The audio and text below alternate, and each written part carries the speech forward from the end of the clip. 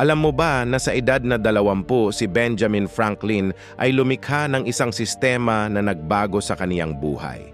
Mula sa isang simpleng printer, naging isa siya sa pinaka-accomplished na tao sa kasaysayan.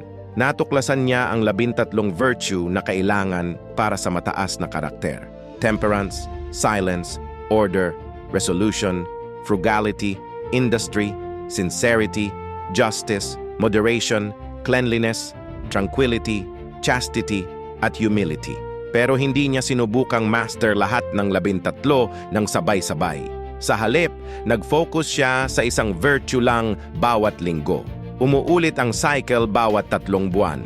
Dalang-dala niya ang maliit na libro na may chart. Bawat pagkakamali, nilalagyan niya ng tuldok.